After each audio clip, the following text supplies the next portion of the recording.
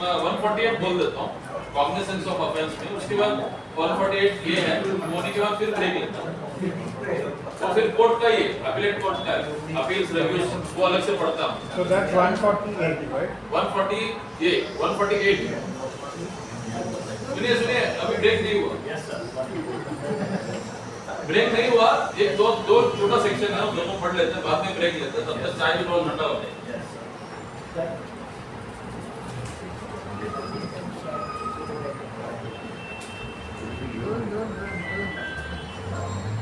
ये एक सेक्शन से आपको क्लियर हो जाएगा कि सोसाइटी का मैटर भी मेट्रोपॉलिटन मजिस्ट्रेट के पास जा सकता है।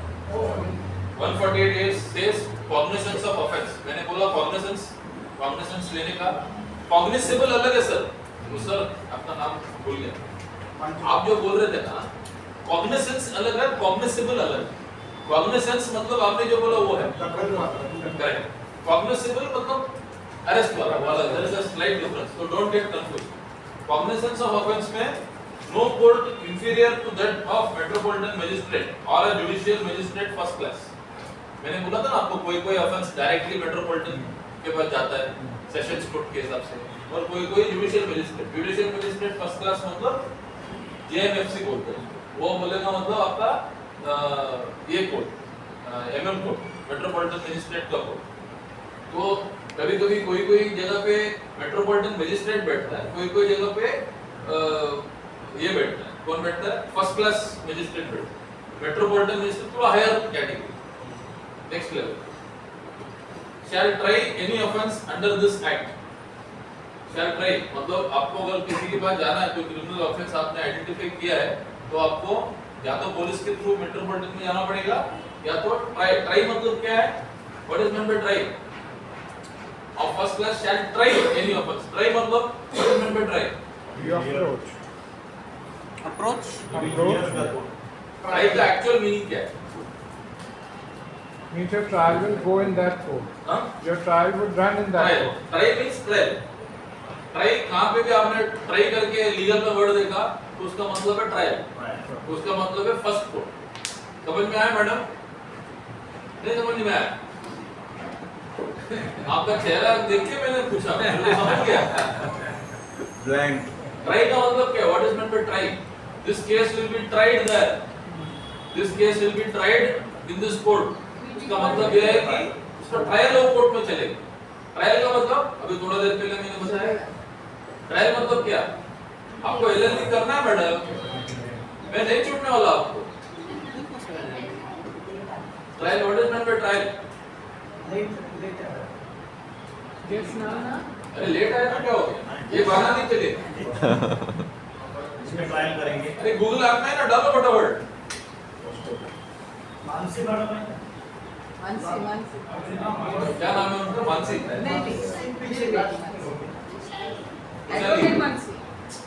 आप इतने डरे हुए क्यों, आपने तो कोई ऑफेंस किया है?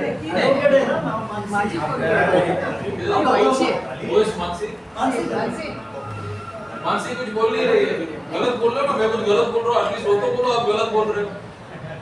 ट्रायल हो जाएगा सर, आप सही बोल रहे हैं। कोर्ट में ट्रायल ट्रायल और एविडेंसेस फिर एडिशनल प्रोसीडिंग या फिर मतलब डिपेंडेंट और पेनल्टी एडिशनल कर रहे प्रोसीडिंग हो रही है, ट्रायल हो रही है, कभी हियरिंग भी होती है, मतलब अपना दोनों कोर्ट एडवोकेट आमने सामने बात करते हैं, आपने बात करके शाम को घूमने जाते हैं।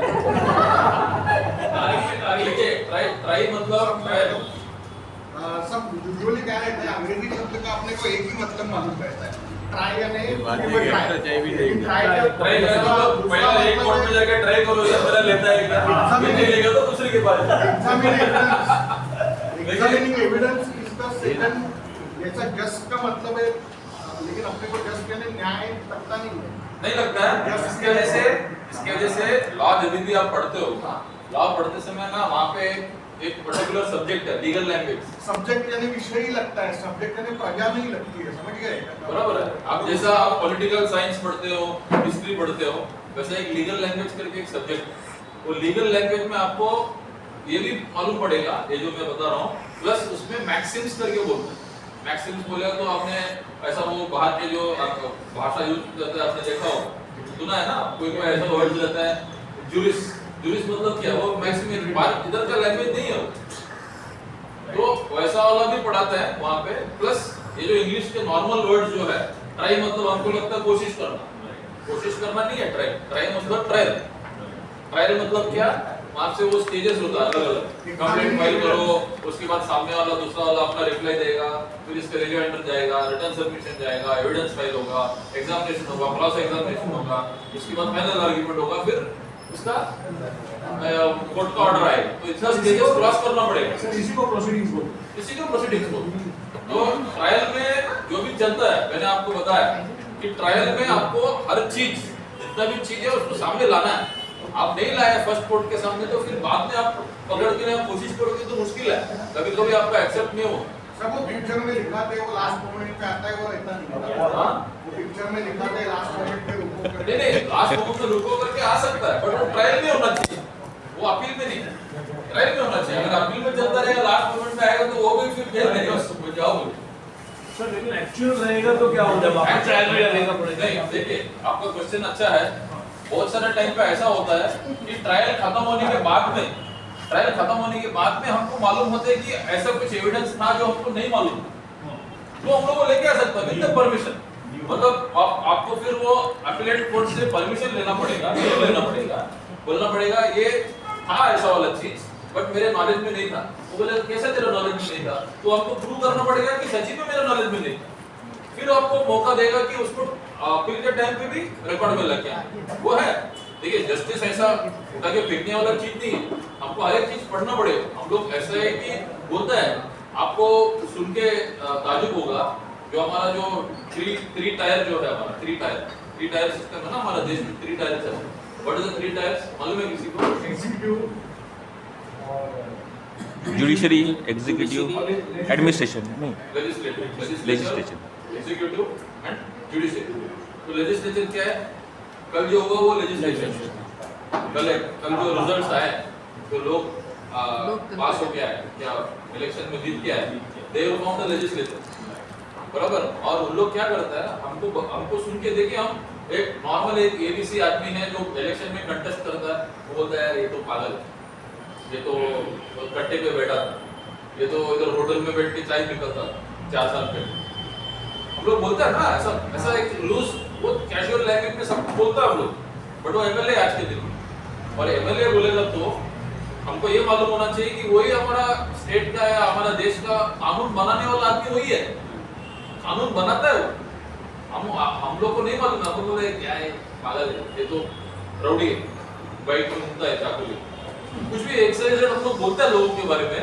But actually if you actually go into their working, MLA अगर प्रॉपर एक एमएलए काम करने वाला एमएलए रहेगा ना, तो 16 घंटे से कम काम नहीं कर सकते होगा एक दिन में। 16 आवर्स का काम है उनका, एवरी डे इंक्लूडिंग संडे। 16 घंटा काम नहीं करेगा तो काम खत्म ही नहीं होगा उसको, उतना काम है उसके पास। एक्चुअली है उसके पास असिस्ट करने वाले लोग, बट बोलने का मतलब ये है कि इन लोग कानून बनाते हैं। लेजिस्लेचर जो है, उन लोग असेंबली में बैठते हैं, उन लोग कानून बनाता है, बिल पास करना या जो भी नया नया एनेक्ट करना उनका काम है। लॉ मेकर्स है, कायदा जो भी बनता है वो लेजिस्लेचर से आता है, जज नहीं देता है, या और कोई नया कोई बनाता नहीं, इन लोग बनाता है असेंबली में बैठ के या पार्लियामेंट में बैठ के। तो इन लोग को आप रेस्पेक्ट देना चाहिए, नहीं देना चाहिए, वो पॉइंट में नहीं हो। हमको अंडरस्टैंड करना है कि इनका काम क्या है, इनका एक्चुअल ड्यूटी क्या है। लोग लॉ मेकर्स है, और उसके बाद में जो एग्जीक्यूट करता है वो लॉ को डे टू डे कैसा उसको एग्जीक्यूट करने में कैसा काम करने का, जैसे वो अपना मिनिस्टर्स है या जो ग्रुप ऑफ मिनिस्टर्स है, they are all and along with the secretaries, principal secretary, chief secretary, they all from the executive. और इन दोनों काम के बाद में जुडिशरी का काम आता है ये 3 टायर में, कि इन दोनों ने जो लॉ फ्रेमर है और जो लॉ एग्जीक्यूट किया है, इन दोनों ने सही तरीके से किया है क्या लॉ, या कुछ उसमें बदलाव उन्होंने जो माइंड में रख के बोला, इंटेंशन लॉ फ्रेम करते समय उनके माइंड में क्या था, वो सही तरीके से बाहर आया है क्या, उतना ही चेक करता है कोर्ट और जस्टिस देता है। कोर्ट का काम और कुछ नहीं है, कोर्ट अलग से अपना कायदा नहीं बना सकता। जो कायदा बना हुआ है उसको सही तरीके से प्रैक्टिस में लाना या इंटरप्रेट करना और उसके हिसाब से जस्टिस देना, यही काम है जज का। जज और कुछ नहीं देखेगा, ये गरीब है, ये अमीर है, ये मेरा पहचान वाला है, ये अच्छा इंसान है, वो बुरा इंसान है, सब उसके सामने सेम है। एक बार आ गया उसके सामने तो सेम है। पैसा वाला है नहीं वाला है उसका काम नहीं है। वो खाली देखेगा मेरे पास जो आया वो कौन से एक्ट के हिसाब से है, वो एक्ट का प्रोविजन बैठता है क्या इसमें, बैठने के बाद में वो जो एक्ट के अंदर लिखा हुआ है वो प्रोविजन को सही तरीके से इंटरप्रेट हुआ है क्या नहीं हुआ, गलत सोच के इसने कंप्लेंट फाइल किया या गलत सोच के ये सामने वाला डिफेंड कर रहा है तो मैं इसको सही करता हूँ, ये नहीं है सर, आप जो सोच रहे हो वो नहीं एक्ट, इसकी वजह से आपने जो किया है ना वो गलत है, या आपने जो बोल रहे हो वो गलत नहीं बोलना है और जजमेंट उसके हिसाब से देना है। गलत होता है, बहुत सारे जजेस गलत होते हैं, मैं ये नहीं बोल रहा हूँ सब जज सही है, अगर सब जज सही होता तो फिर अपील का मतलब ही नहीं बनता ना, अपील का सिस्टम ही नहीं रहता। अपील क्यों होता है, जज का ऑर्डर गलत है इसके लिए अपील होता है। तो जजेस हर समय अपना इंटरप्रिटेशन करते हैं, उसको जो समझ में आता है वो इंटरप्रेट करता है, वो गलत भी हो सकता है। तो ये सब चीजें जितने भी लिखे हुए इसके अंदर अपने को सही तरीके से इंटरप्रेट करना, इंटरप्रिटेशन ही मेन है, सबसे मेन इंटरप्रिटेशन। तो कमिंग बैक, ट्राई मतलब it is an interpretation, try तो ट्राई एनी केस मतलब ट्रायल चलाना मतलब उसका फर्स्ट स्टेज, जैसी कंप्लेंट फाइल होके जो आर्गुमेंट्स वगैरह फर्स्ट टाइम डॉक्यूमेंट प्रोड्यूस करो, एविडेंस दे दो, एग्जामिनेशन करो, cross examination, that is called trial.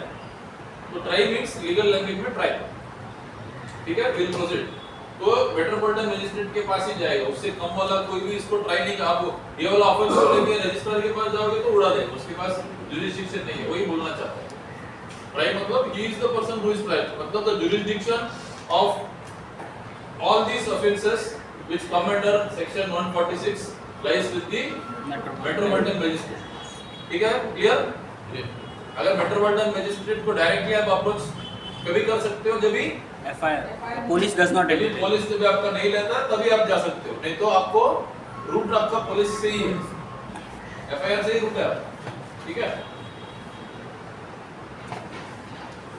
हाँ, अभी और एक नेक्स्ट पॉइंट देखिए, no prosecution under this act shall be lodged except with the previous sanction of the registrar। मतलब क्या हुआ इसका, पहले जाके अगर आपको लगा भी कि ये मैनेजर ने घपला किया है या सेक्रेटरी ने पैसा चोरी किया है और आपको मेट्रोपॉलिटन मजिस्ट्रेट के पास या किधर को कंप्लेंट करना है तो आपको उसके पहले जाके रजिस्टर से परमिशन लेना पड़ेगा। 147 में 148 में क्या बोलता है कि अभी हमारे पास एक केस आया नवी मुंबई का, एक लैंड, जैसा मैंने बोला ना, एक इधर देखो ये वाला उन्होंने देखा ना, एम्प्लॉय और member of the society transfer any property और interest of the property to third party, उसने यही किया। वो चीफ प्रमोटर था, वो सेक्रेटरी है सोसाइटी, वो इंडस्ट्रियल सोसाइटी है, बड़ा सा, ज्यादा लोग नहीं है, 14 या 15 मेंबर्स है, सातपाड़ा वो एरिया में है, वो इंडस्ट्रियल बहुत बड़ा प्लॉट है और सब उधर बड़े बड़े गाले हैं, सब 4000 5000 स्क्वायर फीट के बड़े बड़े अच्छे कमर्शियल प्लेस के लिए, कमर्शियल और करोड़ों का प्रॉपर्टी है और लैंड भी करोड़ों है, 150 करोड़ या 250 करोड़ का लैंड है, बड़ा लैंड। उसको वो सेक्रेटरी ने क्या कर दिया, बेच दिया, बेचने के लिए डाल दिया फॉर सेल, ये साइन करके, और एक फर्जी जनरल बॉडी मीटिंग का रेजोल्यूशन बनाया कि मेरे को अथॉरिटी दिया है क्योंकि जनरल बॉडी ने कि मैं साइन करके बेच सकता हूँ। उसका मेट्रोपॉलिटन मजिस्ट्रेट में कंप्लेंट फाइल करना है, बट हम लोग ये स्टेज पे है कि अभी रजिस्ट्रार के पास परमिशन देने के लिए डाला है, जस्ट कंपैरिजन के हिसाब से बोल रहा हूँ, वो अभी उनका वो जाएगा, registrar will give the permission, only after the registrar gives the permission you can go and file the, तो रजिस्ट्रार विल डिसाइड, क्योंकि because why registrar will decide, because registrar is the administrative head, उसके पास ही power है, society का overall caretaker वही है, तो उसके पास जाने का, बोलने का हमारा सोसाइटी में ऐसा ऐसा लफड़ा है, प्रॉब्लम है, हमको फाइल करना है, कॉग्निजेबल ऑफेंस हुआ है इधर, वो फाइल करने के लिए आपसे we just need your permission, sanction, permission नहीं वो सैंक्शन परमिशन। फिर इसमें फास्ट ट्रायल कोर्ट है कि नहीं तो 20-20 साल के बाद नंबर लगेगा तो फिर लफड़ा हो जाता है इसमें ये मेट्रोपॉलिटन कोर्ट में। वो बोले हमारे पास और पहले का केसेस पेंडिंग है, पहले का है ना, पहले का है ना, सबका है वो भी। फास्ट ट्रैक कौन है? फास्ट ट्रैक हर चीज में फास्ट ट्रैक नहीं है, पर स्टे ऑर्डर आ जाता है ना, 10 साल के बाद नंबर लगेगा सकते। तो मर गए ना सबके। हाँ, तो शुरू में जाके आप कोई भी चीज के ऊपर स्टे लेने के लिए आपको मौका देगा, हाँ स्टे ऑर्डर ले लो तो स्टे बेच का नहीं सकता एप्लीकेशन है। डालने का आपके पास हर स्टेज पे आपके पास मौका है। स्टे एप्लीकेशन आप डाल सकते हो। स्टे का मतलब समझे आप? देखिए दो चीज आपको समझना है, एक स्टे है, एक स्टेटस को है। There is a difference between stay and status quo. Stay on the order, status quo on the position, ये दोनों फर्क है। Stay on the order, stay कब आ सकता है? यदि कोई ऑर्डर रहेगा तो उसके ऊपर स्टे रहेगा। ऑर्डर नहीं रहेगा तो कोई स्टे नहीं हो सकता। Then it has to be status. When there is a order there can be stay on the order, that is called a stay order. उसके लिए एक एप्लीकेशन इंटरिम करना पड़ेगा आपको, कोर्ट में बोलना पड़ेगा। आप जैसा बोल रहे हैं, अरे ये मामला तो 8-10 साल चलेगा, बट मेरे को अभी आज के दिन में जो लोअर कोर्ट ने ऑर्डर पास किया, मैं अपील में हूं। अपील नहीं रहेगा तो आपके पास स्टे नहीं है, क्योंकि ऑर्डर चाहिए आपको स्टे के लिए। तो स्टे जो लोअर कोर्ट ने ऑर्डर दिया है, मैं उसके अगेंस्ट में अपील कर रहा हूं, बट मैं अपील करके खत्म होने तक टाइम लगेगा। इसके लिए लोअर कोर्ट ट्रायल कोर्ट का ऑर्डर को स्टे दे दे, मतलब आप उसको आगे प्रोसीड नहीं कर सकता है करके, भले सामने वाले के फेवर में है बट वो आगे प्रोसीड नहीं कर सकते। ऐसे का ऐसे ही उसको रुकना पड़ेगा, क्योंकि ऑर्डर पे स्टे आ चुका, आगे नहीं बढ़ सकते as it is. But trial में जब आप जाते हो तभी आपके पास कोई ऑर्डर नहीं है, तो आप स्टे किस पे लाओगे? तो आपको क्या है, इंटरिम रिलीफ के हिसाब से आपको स्टेटस को ऑर्डर लाना पड़ेगा। तो आपको बोलना पड़ेगा आज के सिचुएशन जो चल रहा है ना, उसके आगे कुछ नहीं हो सकता, जैसा है वैसा एज इज वेरियस में आप स्टेटस को मेंटेन करो।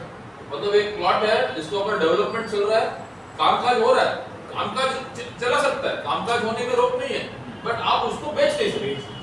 This is called status. तो आपको वो मांगना पड़ेगा कोर्ट से कि मेरा इतना साल चलने वाला, तो आप मेरे को स्टेटस को दे दो, मेंटेन कर दो। तो उसको बोलो कोई थर्ड पार्टी राइट्स क्रिएट नहीं कर रहा, जैसा है उसके नाम से कंस्ट्रक्शन एक्टिविटी चलने दो, वो तो नहीं रुका सकता। बट उसने क्या काम किया उसके ऊपर आप स्टेटस को मेंटेन करने को बोलो, उसको आगे नहीं जा सकते। नहीं समझे? बताया तो मालूम पड़ा। एक कोई काम कर रहा है, वो काम कंटिन्यू रहेगा, नया काम कुछ नहीं हो सकता, ऐसा समझो। स्टे मतलब everything is state, nothing can be done. This is the difference between stay and status. But in both the legal entity will not change. हाँ?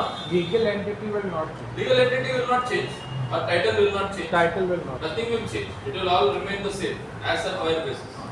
Sir, but what if registrar does not sanction the permission?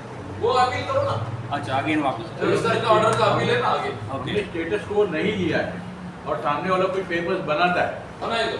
हाँ, तो फिर अगर हम वापस court को inform करते कि ऐसा हो रहा है, तो we देखिए will not be entertaining. बहुत एक्सट्रीम केस में बनाने के बाद टूटेगा, Okay. बहुत मुश्किल है है। ना? जो चीज बना हुआ चीज को विदाउट स्टे ऑर्डर, देखो आपको अगर कोर्ट ने स्टे नहीं दिया तो उसका मतलब है कि आपका ग्राउंड उतना जेन्युइन नहीं है, वैलिड नहीं लगा। कोर्ट को अगर आप कन्विंस कर पाते हो कि नहीं ये बनना नहीं चाहिए तो आपको स्टे देगा। अब आज आपने बताया तो मालूम पड़ा, हमको ये मालूम ही नहीं था। बट ये हमारा सिलेबस में नहीं है। माना नहीं, लेकिन ठीक है, देखिए लेकिन स्टे और स्टे का इम्पोर्टेंस इसके लिए है, और इंडिया जैसा एक अपना जो नेशन है, कंट्री है, जहाँ पे इतने सारे केसेस पेंडिंग है, वहाँ पे खत्म होने के लिए टाइम लगता है। ऑब्वियसली हम लोग जुडिशरी को बोलते हैं कि लेट कर रहे हैं, बट जुडिशरी क्या करता है? बहुत फेमस कहावत है, जज को मालूम नहीं रहता है कि किसने दोनों में से कौन सही है, बट दोनों को मालूम रहता है दोनों में से कौन सही है। जज को बेचारा 10 साल के बाद मालूम पड़ता है कि ये गलत था, ये सही था, बट जिस दिन कंप्लेंट फाइल होता है उस दिन ही दोनों को मालूम है कि कौन सही है कौन गलत है। सोचो, तो इसका पेंडेंसी का वजह किसके ऊपर से है? हमारे वजह से पेंडेंसी है, जज की वजह से पेंडेंसी नहीं है। जज को तो करना पड़ेगा उसका काम। वो आप बोलते हैं 5 साल चला रहा है केस, कोर्ट तो क्या बोलते हैं उसको, कायदा पे कायदा, क्या तारीख लेता है। अरे तारीख पे तारीख तुम लेता है, सामने वाला लेता है या तुम लेता है? जज को अपने आप से तारीख देता है। जज को तो खत्म करना है 3 महीने के अंदर या 6 महीने के अंदर, बट तुम खींचते हो उसको ना, तुम जाके तारीख लेते हो और बाद में बोलते अरे तारीख तुम लेते हो। 19 तारीख को मतलब फैसला। और तुमको मालूम है कि तुमने गलती किया है, फिर भी लड़ता है ना तुम एडवोकेट को छोड़ दो, 2 पार्टी इन पर्सन खड़ा है, पार्टी को मालूम है मैंने गलती किया है, फिर भी वो लड़ता है ना, फिर टाइम वेस्ट करता है कोर्ट का और बोलता मेरा टाइम चला। जज को नहीं मालूम है तुमने गलती की। वो लास्ट में जब सब होने के बाद फाइनली आर्गुमेंट होने के बाद डॉक्यूमेंट पेपर देखेगा, हाँ एविडेंस देखेगा, हाँ तुमने गलती की, उसमें गलती भी होता है जज का। वो गलत आदमी को भी गलती किया बोलते हैं, बट एक्चुअल आदमी को मालूम है मैंने गलती की, फिर भी बात नहीं आता, फिर उसके बाद अपील और 10 साल चलता है। तो गलती किसका है? गलती कोर्ट का नहीं, जो लोग है इन्वॉल्व उसका गलती। We have to understand that first. दोनों आदमी प्रैक्टिस करते हैं ना, सेम टाइम दोनों आदमी प्रैक्टिस करते हैं। दोनों करता है, फिर दोनों मिलते भी है, टाइम खींचते हैं, वो भी अलग बात है। मेरे ऊपर झूठा केस है, इसके लिए 20 साल से लड़ रहा हूँ। सर प्रैक्टिस अभी 19 तारीख को फैसला था, फिर अभी 4 दिसंबर दिया, पूरा 4 दिसंबर साल नहीं बोला ना, पहले 4 दिसंबर बोला, आप सुन के आ गया 24 ही है, वो जज बोला 4 दिसंबर 26 है। मजाक कर रहा हूँ। नहीं। देखिए अपने को मालूम होना चाहिए कि हम लोग क्यों जा रहे हैं, लड़ रहे हैं विदाउट एनी विजडम के हिसाब से लड़ना, मतलब हमारे ऊपर ही बेवकूफी, हमारा भी टाइम जा रहा है ना। कोई लोग लिटिगेंट्स होता है बचपन से, खून में उसका लिटिगेशन, वो उसको कुछ फर्क नहीं पड़ता, वो लड़ता ही रहेगा, उसको कुछ फर्क नहीं पड़ता, जीते हारे उसको फर्क नहीं पड़ता, उसको सिर्फ मजा लेना। तो झूठा एफआईआर था, उसको प्रूव करने में मेरा 20 साल गया। वही क्या कर सकता है, ऐसा है बहुत सारा केसेस है, सबके ऊपर कुछ ना कुछ रहो लाइफ में। एफआईआर छोड़ो, कुछ तो कुछ हमारे ऊपर चलता रहेगा गलत चीज, वो प्रूव करने में गलत पूरा लाइफ निकलता है कभी कभार, क्या करें। लेकिन तो मतलब सर जिसने झूठा एफआईआर किया है, बर्डन ऑफ प्रूफ किसके ऊपर जाता है, इनके ऊपर नहीं जाते हैं उनके ऊपर? नहीं अभी कौन सा स्टेज पे है उसके ऊपर। देखिए आप ट्रायल पे आते हो और ट्रायल आने के बाद में जब फर्स्ट टाइम अपीयर होके आप बताते हो कि इसने किया है, तो पुलिस का एफआईआर के केस में बर्डन बाद में आता है। एफआईआर के केस में पुलिस का इन्वेस्टिगेशन रिपोर्ट के ऊपर भले उसको it is not considered as a evidence, police का इन्वेस्टिगेशन चार्जशीट को एविडेंस करके नहीं ले सकता है, बट उससे लीड होके आपका ट्रायल चालू होता है। एडमिशन लेवल से लेके चार्जेस जब फ्रेम करता है जब पहले टाइम बोलता है तुमने काम ये किया या नहीं किया, हमें एक्सेप्ट कर लो, तुम एक्सेप्ट कर सकते हैं तभी भी, हाँ मैंने किया है, वो अलग फिर ट्रायल चलेगा।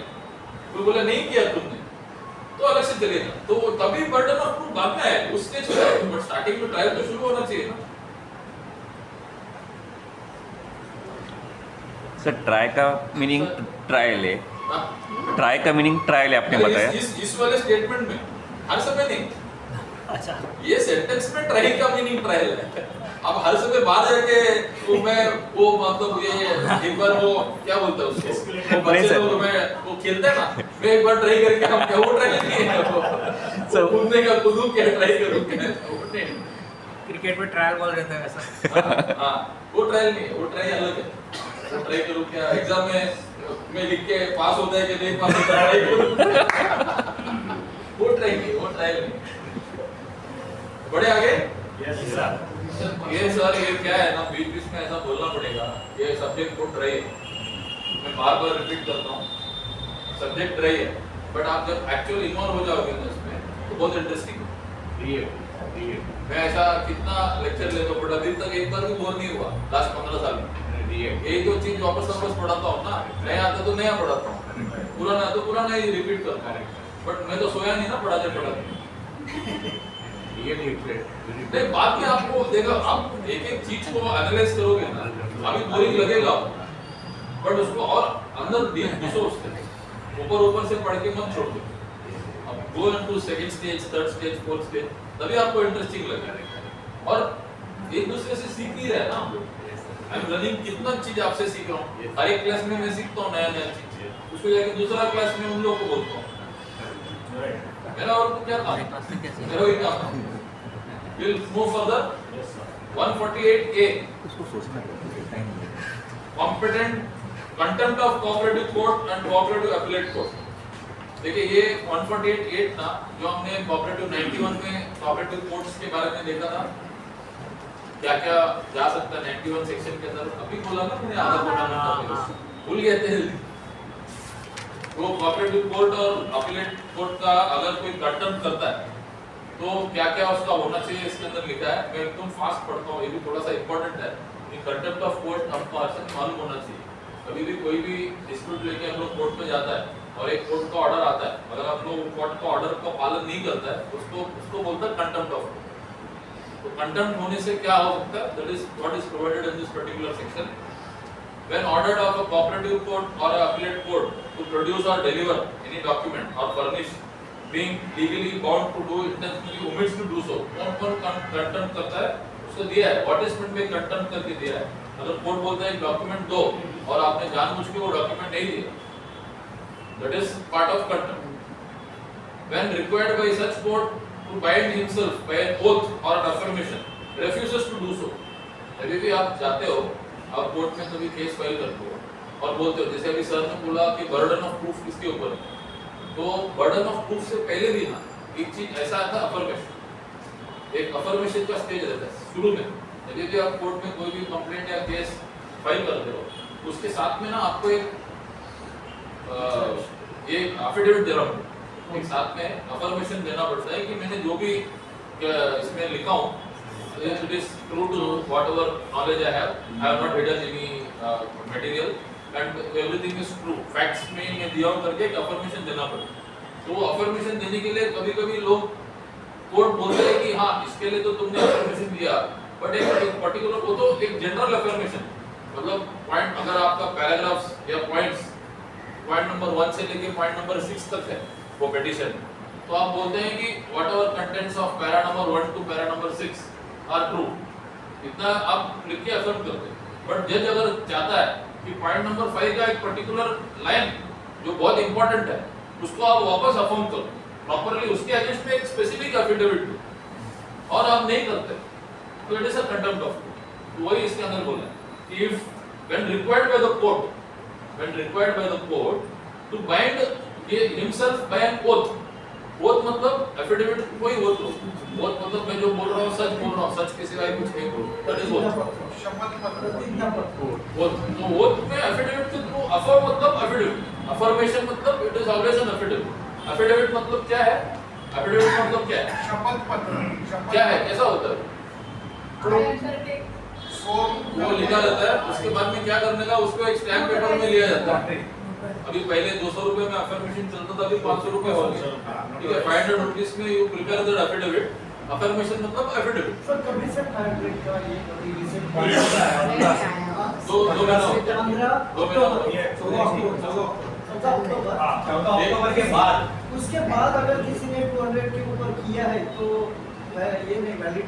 देखिए वो बोल नहीं सकता वैलिड नहीं है करके, उसने क्या बोला है कि आज के बाद 500 यूज करो, तो वो बोलेगा मेरा ये काम तो गया साल का था, तो तभी 200 इस साल में 200 यूज करो, वो थोड़ा डिफिकल्ट है हाँ हाँ बोलने का, वो केस टू केस डिपेंड होगा। सर इनका क्वेश्चन 200 सर सामने सर समझना उसमें 14 तारीख लास्ट था, वो आपके अगेंस्ट के बाद हुआ इंडेमनिटी बॉन्ड 15 से हाउ मेनी दैट शुड 14 अक्टूबर के बाद सर। ठीक है एक दिन का, हाँ ठीक है वो इम्पोर्टेंट नहीं है। तो मेरा केस है 500 रुपीस का अभी ले लीजिए। देखिए अफर्मेशन मतलब एफिडेविट, ऑलवेज रिमेंबर अफर्मेशन मतलब affidavit, and affidavit is what I am affirming something through that particular document that whatever I am saying is correct। मैं कुछ छुपा नहीं रहा हूँ, मैं affirm कर रहा हूँ कोर्ट को, और कोर्ट को affirm करते समय it has to be on some authenticated, plain paper में नहीं दे सकते हो, इसके लिए आप स्टैम्प पेपर में लेते हो उसका, और उसके ऊपर मैं ही affirm कर रहा हूँ, उसका भी ऑथेंटिसिटी चाहिए ना। ऐसा नहीं कि मैंने स्टैम्प पेपर में कुछ भी लिख दिया, किसी ने भी साइन कर दिया तो नहीं चलेगा। मेरा ही सिग्नेचर है कि नहीं है वो कौन डिसाइड करता है, या कौन उसको अफर्म कौन करता है, नोटरी। वो तो नोटरी के पास क्यों करता है, नोटरी के पास इसके लिए जाता है कि मैं हूँ, मैंने अफर्म किया। नोटरी का लेने का मतलब है क्योंकि वहाँ पे 2 टाइप का नोटरी होता है, ये भी आपको मालूम है क्या? एक रजिस्टर्ड एक अनरजिस्टर्ड। वो एक को सिंपल नोटरी बोलता है और दूसरे को सीरियल नोटरी बोलता है। रजिस्टर्ड को सीरियल नोटरी। सीरियल नोटरी का मतलब क्या है, record is maintain. Registered notary और सीरियल नोटरी का मतलब क्या है, एक रजिस्टर रहता है नोटरी के पास, हर नोटरी के पास में एक रजिस्टर मेंटेन होता है। तो वो रजिस्टर पे आपका जो जितने भी अपना डिटेल्स है, नेम ऑफ द पार्टी, इसके लिए एफिडेविट दे रहा है, कौन सा डेट पे दे रहा है, और लास्ट में आपका सिग्नेचर, वो आपको रजिस्टर करते समय, अफर्म करते समय उसके सामने बिफोर मी ऐसा करके वो स्टैम्प साइन मारेगा और बोलेगा इसने मेरे सामने इधर साइन किया तो उसका ऑथेंटिसिटी। आप नॉन अनरजिस्टर्ड वाला सिंपल नोटरी भी दे सकते हैं, बट सिंपल नोटरी का उतना वैल्यू नहीं है जितना सीरियल नोटरी का। तो नोटरी हर समय सीरियल नोटरी होना चाहिए। आप भी देखो, कोई आपको भी एफिडेविट देते तो देखो सीरियल नोटरी है, क्योंकि सीरियल नोटरी पे वो जो नोटरी आदमी है उसका भी रिस्पांसिबिलिटी बनता है कि वो प्रॉपर आदमी से ही वो साइन ले हो। मैं जाके आपका साइन नहीं कर सकता हूँ, मेरा प्रूफ मांगेगा कि आप कौन हो, कैसे हो, किसके लिए हो, साइन करो। तो वो साइन और एफिडेविट के ऊपर का साइन सब टैली करेगा, मैच करेगा, सब कुछ करेगा। एक्चुअली उसका काम है, वो करता है नहीं करता वो अलग बात है। बट सीरियल नोटरी में एफिडेविट करके स्टैम्प पेपर में पूरा लिखो, सच्चा है करके नोटरी से अफर्म करो, और एक बार सेकेंड टाइम। फर्स्ट टाइम हम लोग बोल रहे हैं जो भी लिखा सही है, नोटरी बोलता है यही आदमी है जो बोला है सही है, हमको आइडेंटिफाई कर नोटरी, और कुछ काम नहीं है। क्या काम है और किसी ने किया है तो वो करके आपको देगा, फिर दैट बिकम्स एन एफिडेविट। तो एफिडेविट जाके कोर्ट में देने का टाइम पे जब भी हम लोग कंप्लेंट भी फाइल करते हैं तो उसके सामने अफर्म करता है सबसे पहले, जो भी मैंने लिखा है सब सही है करके, उसको भी नोटरी करके ही देना पड़ता है कोर्ट में। एफिडेविट इन सपोर्ट बोलता है। अगर हम लोग कंप्लेंट कर रहे हैं या केस फाइल कर रहे हैं तो affidavit in support of complaint, affidavit in support of appeal, affidavit in support of condonation of delay, affidavit in support of stay application, every time it has to be through an affidavit. तो court को तभी मालूम पड़ेगा कि आप सच्चा इससे जाके दे रहे हो, आपका कमिटमेंट रहता है कि मैं कुछ छुपाऊं नहीं, everything is affirmed and notarized. Yes, procedure है। फिर भी आप चोरी चकारा करने जाते हो वो अलग बात है, but I have to affirm first. तो बर्डन ऑफ प्रूफ आप जो बोल रहे थे, अफर्मेशन मेरे से ही आता है फर्स्ट टाइम कि मैंने जो इसमें लिखा है वो सही है। That itself is a burden, first burden. You cross that level and trial के टाइम पे सेकंड बर्डन आए, वो स्टेज आना चाहिए कि बर्डन किसके ऊपर है प्रूव करने। इंडिया और यूएस का जो लॉ है उसमें यही फर्क है। यूएस का लॉ उल्टा चलता है, हमारा जो लॉ चलता है उसका उल्टा यूएस का लॉ चलता है। हम जाके कंप्लेंट करते हैं कोई भी चीज का, या कुछ हम लोग को कुछ बताना रहता है किसी को कोर्ट के सामने, तो कोर्ट बोलता है तुमने बोला है ना इसके अगेंस्ट में कंप्लेंट, तो तुम प्रूव करो कि ये गलत है। बट यूएस में उल्टा है, आपके ऊपर कंप्लेंट आया ना तो आप प्रूव करो कि आप गलत नहीं हो। यूएस में ऐसा कानून चलता है, उनका कॉन्स्टिट्यूशन थोड़ा अलग है, हमारा थोड़ा कॉन्स्टिट्यूशन इंग्लिश के हिसाब से चलता है, उनका यूएस के हिसाब से, तो ये अलग है।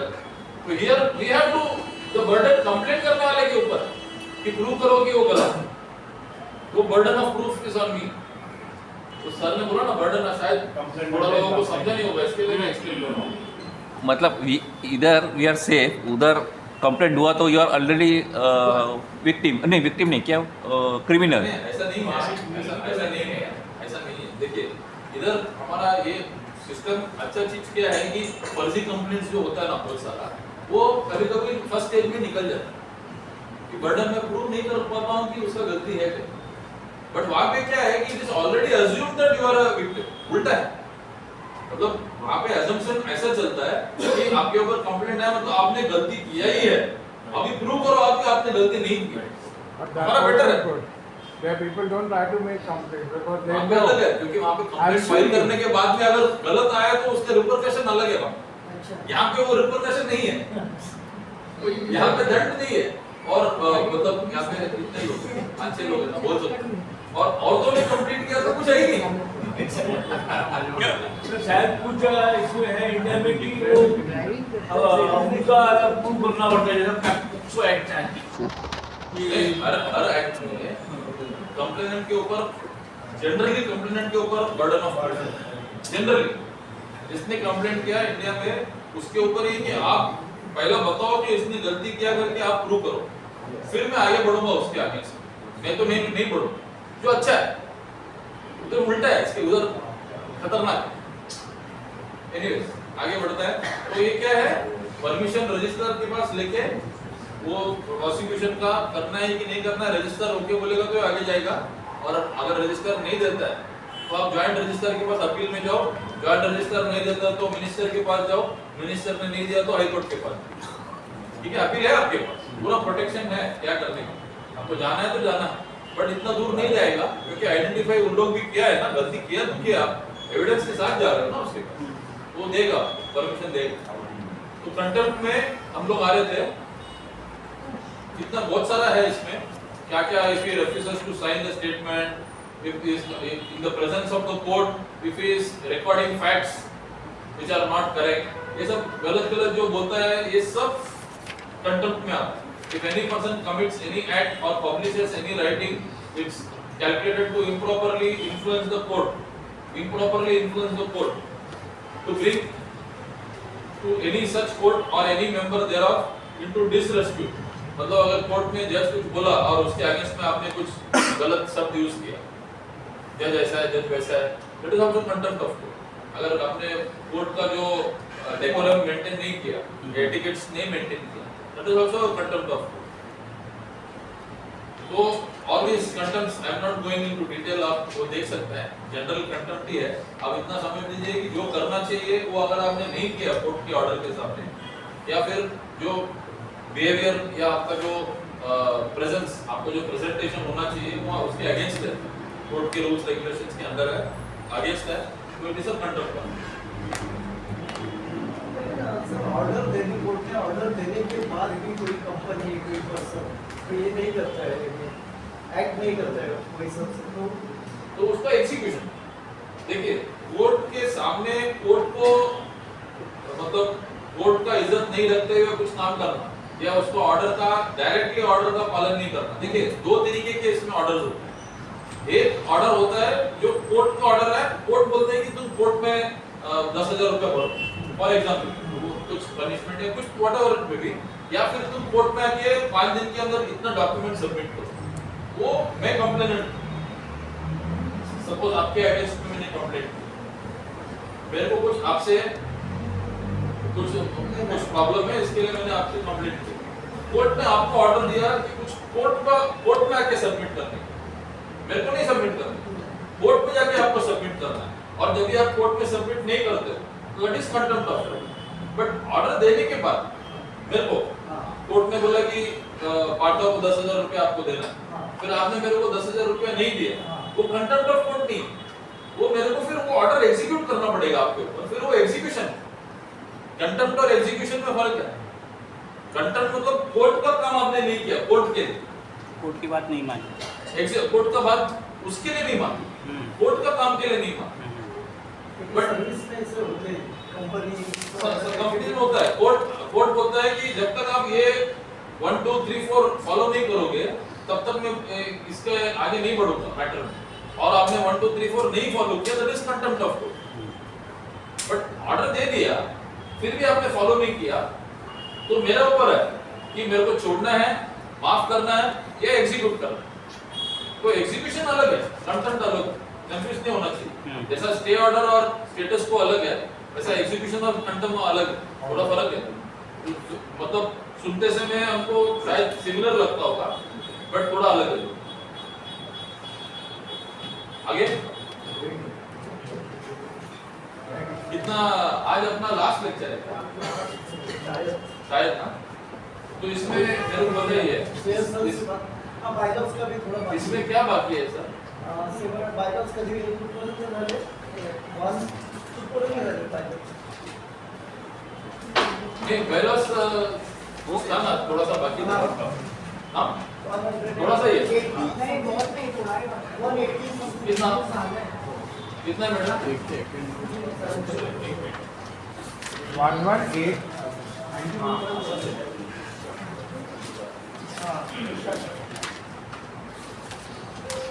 I think we finished the 119 हो गया था, 118 no, 119 हो गया था, उसके बाद पेंडिंग है. 120 से बाकी है 120 हाँ 120 से बरोबर है, 120 से नो पेंडिंग. नो इलेक्शन तक तो हो गया था. इलेक्शन तक हो गया था. इलेक्शन से लेंगे नंबर 140 45 होगा. नहीं 190 119 लास्ट था. 119 लाख. इलेक्शन से ले लो सर, इलेक्शन तक. इलेक्शन तो तक अभी, ठीक है, तो ये तो हो गया, वही लगा. हो गया तो रिवीजन. आपने वो लिखा है 154B23 against 119A1, that was the last thing. मैंने नहीं पढ़ा. जयशंकर सर ने पढ़ा होगा. अपन इलेक्शन से स्टार्ट. हाँ चलेगा, विल डू क्योंकि वो इम्पोर्टेंट. हाँ हाँ चलेगा चलेगा. देखिए अभी ना 149 150 151, 52 और 54 बस इतना ही आपको पढ़ना। अभी 154 तक है, मैं अभी आधा घंटे पे ये करता हूँ और उसके बाद में फिर वो एक घंटा होता है, वो 1 घंटे में हो जाए, पहला 1 घंटे में हो जाए। हाँ ज़्यादा नहीं है, ये ऐड थोड़ा मुश्किल है। इलेक्शन प्रोसीजर अभी इलेक्शन का माहौल भी है तो इलेक्शन करेंगे। फिर उसके बाद ना 150 के बाद 154 के बाद और ए और बी आ जाता है, तो ये वगैरह तो हमको नहीं चाहिए। कॉन्स्टिट्यूशन ऑफ कोऑपरेटिव काउंसिल वगैरह कैसा बनता है, गवर्नमेंट क्या करता है, उसको हमको जरूरी नहीं है। 154 बी तो हमने कर दिया है, तो 150 से लेके 54 तक करेंगे अभी।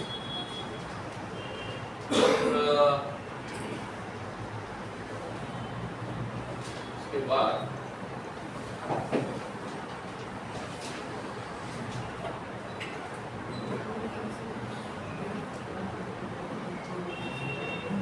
155 to 168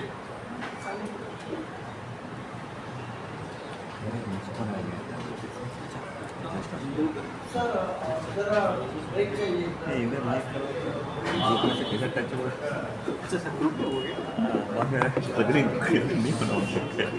व्हाट्सएप आउट ऑफ 163 164 बस 163 और 164 ये दोनों ही इंपॉर्टेंट है हमारे लिए। बार ऑफ जुरिसडिक्शन और notice necessary in suits and 162 भी है, indemnity are acts done in good faith. ये 3 सेक्शन हम लोग करेंगे अभी ये 4 के बाद, ये आधा घंटे में हो जाए। ज़्यादा इतना नॉलेज के हिसाब से इतना यूज में नहीं है। अपील रिवीजन हमको मालूम पड़ना चाहिए कि कौन सा ऑर्डर अपीलेबल है, कौन सा ऑर्डर रिवीजन को जाना चाहिए, उसका अलग अलग सेक्शन का अलग अलग है। अपील का मतलब क्या है, रिवीजन का मतलब क्या है, वो देखेंगे, फिर will move to balance.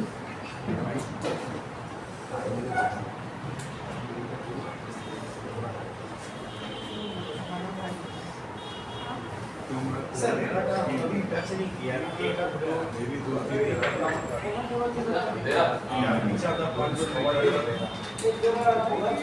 Instalment वगैरह बाकी असते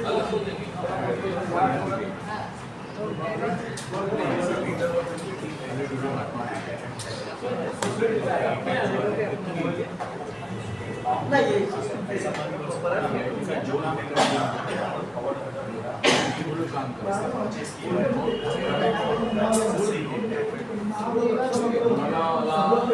जो आपका तो क्लास में उसके हिसाब से आप